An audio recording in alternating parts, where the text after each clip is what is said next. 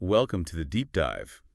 Today, we're really getting into what makes public transit tick, or maybe sometimes not tick, especially looking at Los Angeles County. Yeah, and we've got a really interesting mix of stuff to go through. There's a Caltrans report, which is packed with best practices for cities, Right. Plus, news articles about LA metros, their funding, their, big expansion plans. and some very honest user feedback from a Reddit thread.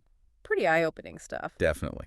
And we're even looking back a bit at LA's transportation history and how it connects to, well, public health, surprisingly. So our mission today really is to understand the huge part cities play in all this. They're definitely not just bystanders. Exactly. We want to uncover some maybe surprising connections and see how it all fits together. And for you, our listener, we know you like getting a solid grasp on these things quickly without drowning in jargon, so let's dive in. Okay, so the first thing that's really fascinating, and the Caltrans report hits on this, is the basic relationship. You've got the agency running the service, like LA Metro here. And then you have the local governments, the cities, the county where those buses and trains actually operate, often totally separate groups. Right.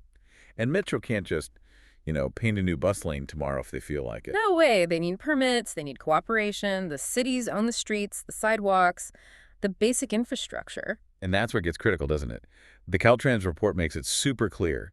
Cities have this massive influence on transit quality, on safety, reliability, convenience. Yeah, just through decisions they make every day about streets, how easy it is for people to walk places, land use planning, even funding. So the big takeaway right at the start is cities can actively make transit faster and better just by giving it priority on their streets. That's it. And the report lays out some key ways they can do this. One big one is dedicated transit infrastructure. Okay, like what? Well, it could be different things. Transit malls, those streets focused on pedestrians and buses, or letting buses use highway shoulders or those bus-only lanes, especially during peak hours. We're seeing more of those red lanes pop up in LA during rush hour. Exactly. But the report also points out, and this is important, it's not one size fits all. What works in, say, a smaller city like Eureka might be totally different than what's needed in a big congested place like Fresno. Context matters. That makes sense. It depends on the city's layout and traffic patterns. Right. And cities can also be proactive, planning for future transit infrastructure, not just fixing today's problem. How do they do that? Through things like city ordinances or their general plans, basically setting aside space or corridors for transit down the road, thinking ahead. Okay.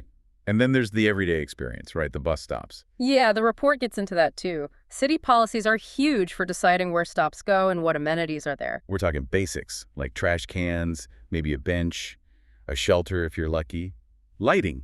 All of that. And good lighting is crucial for safety. The report even mentions San Diego has this rule, that pedestrian access to bus stops has to be maintained even during construction. Seems obvious, but super important for riders. Totally.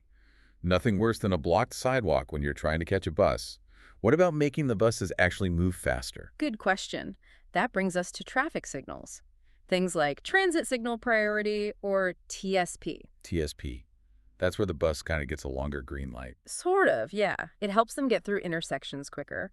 And also queue jump lanes, which let buses bypass some of the waiting traffic. Ah, okay. Both of those can really cut down delays and make the service more reliable. The report actually mentions the Metro Rapid lines here in LA have benefited from TSP. Those few extra seconds at each light must really add up over a whole trip. Definitely. And then there's the question of how people even get to the stop. Right, the walking or biking part. Cities play a big role there, too. Yeah. Providing safe sidewalks, good lighting again, bike paths that connect to transit hubs. The report even cites AIRP research on lower speed limits, making streets safer for pedestrians and cyclists. Which just makes sense. If it feels dangerous to walk to the bus stop, people won't do it. Exactly. The report also touches on yield to bus laws. What's that? It's where drivers are required, by city or state law, to let buses merge back into traffic after they've stopped. Oh, interesting. Does that help much? Apparently, yeah. They mentioned Tampa using electronic signs on buses to remind drivers, and it's had a positive effect. Helps reduce those merging delays. Huh. Little things that make a difference.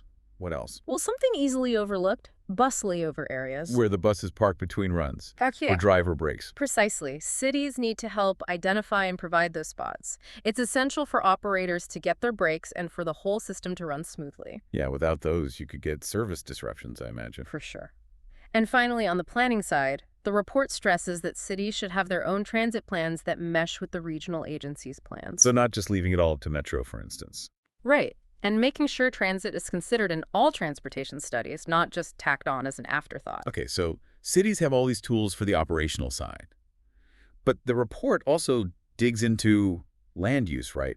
How the city is actually built. Oh, yeah, this is huge. How the city is designed, the streets, the density, it directly influences whether people walk or take transit. So the way we build neighborhoods matters. Absolutely. Research shows that if you build places where people can easily walk to transit and other daily needs, guess what? They use transit more. It seems intuitive, Yeah. but having the data back it up is powerful. Totally.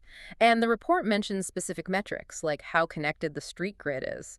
More intersections, more connections usually means more walking and transit use. Interesting. And density, too. Population density, job density, having shops and services clustered near transit, stops it, all boosts ridership significantly. It's that classic transit-oriented development idea, or TOD, building up around the stations. Exactly. And that the report talks about policies to encourage that, like zoning for higher density stations or requiring developers to do traffic impact studies that specifically look at transit impacts, not just cars. Are cities actually doing this? Some are.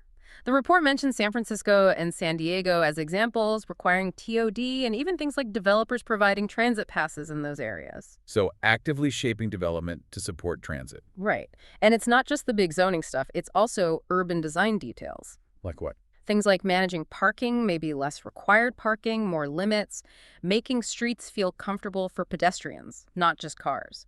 Encouraging different types of housing so you have a mix of people who might rely on transit. Yeah, those wide, fast streets with tons of driveways don't exactly invite you to walk to the bus stop. Not at all. A more human-scale design makes transit a much more attractive option. Okay, let's switch gears slightly. Money, always important. How do cities fit into funding public transit? Well, the Caltrans report makes it clear it's not just the transit agency's problem. Cities have ways to contribute financially. Like using their regular budget money. Yeah. That's one way allocating general funds, Wow. but also special taxes, maybe voter-approved ones just for transit. Development impact fees are another tool. Charging new developments to help pay for the infrastructure they need. Exactly. And actively going after grants. The report mentions Mountain View using traffic impact fees for multimodal improvements. And here in LA County, of course, we have measures R and M. Those sales taxes voters approved. Right, those are huge local funding sources, vital for operations and those big expansion projects everyone talks about. So local money is really a game changer. What about cooperation?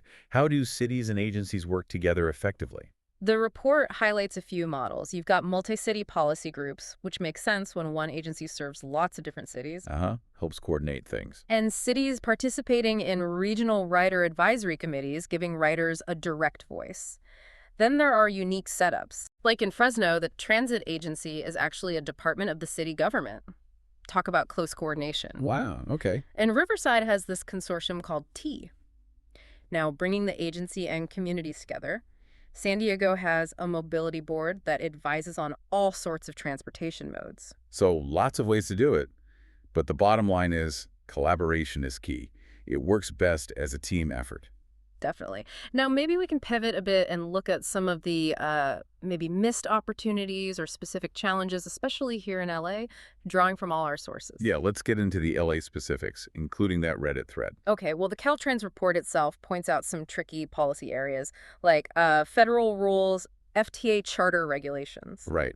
They can actually limit how federal money is used for transit service to special events, like concerts or games. So if a city wants a new stadium developer to chip in for extra bus service, It can get complicated because of those federal rules about how the transit agency gets paid or supported, creates a bit of a dilemma. interesting. What else? The report also touches on employer shuttles, those private buses some tech companies run, and city rules that try to cap trips. It uses Mountain View as an example. So what's the issue there? Well, the question is, are these private shuttles, even though they aim to reduce car traffic, actually competing with public transit? Potentially drawing riders away from the public system. Exactly. If the company shuttle is nicer or more convenient, maybe people don't push for better public options, and it could weaken the overall system that serves everyone. It's a real tension. That's a really tricky balance. Okay, now let's talk about the rider experience itself. That Reddit thread was pretty raw. It really was. The main poster described feeling unsafe, uncomfortable, comparing the experience on LA Metro to Arkham Asylum. Yeah, citing issues with homelessness, people acting erratically. It sounds like a really difficult environment. And it wasn't just one person. Other commenters echoed those concerns about safety, about the presence of unhoused individuals. Some suggested maybe stricter fare enforcement could help. But it's complex, right? As one commenter noted, low ridership can actually make these problems more visible because vulnerable populations become a larger percentage of who's on board. It definitely points to bigger societal issues, homelessness, lack of mental health services that spill onto the transit system. It's not just a transit problem. True. The thread also mentioned funding issues for Metro, which our news sources confirm, a big reliance on federal money. Right, and that federal funding picture can be uncertain, as the LA Metro article pointed out. So they're looking hard at state options and relying heavily on those local sales taxes we mentioned. The Inoceta report we looked at did highlight that LA voters have been supportive with those taxes, which is a major strength. It is, compared to other places. But securing enough consistent funding for operations and those huge expansion plans is a constant struggle. And history plays a part too, doesn't it? That Reddit thread mentioned LA voting down a big subway plan back in 1976. Yeah, and the legacy of the old Pacific Electric streetcars. Our PBS SoCal source talks about how the rise of the car and freeway-focused development really dismantled that older system. And that car culture still shapes things today. LA still has pretty low transit usage compared to other big cities, as the Wikipedia entry noted. It's an ongoing battle against that history and sprawl. Plus, the condition of the roads themselves doesn't help. Right. The U.S. News Report ranked LA's road quality pretty low. That affects buses just as much as cars. And that LA's article mentioned the city's strategy of fixing streets that are already good or fair first. Which might mean the streets in the worst shape, maybe where more transit users live, wait longer for repairs. It's a tough prioritization call. Definitely. But despite all that, there are major efforts to expand Metro. The urban condition piece detailed plans for rail to LAX, extending the D&K lines. Big projects are in the works. But getting them built is another challenge. The Eno Center report flagged lots of hurdles here in LA. Oh yeah.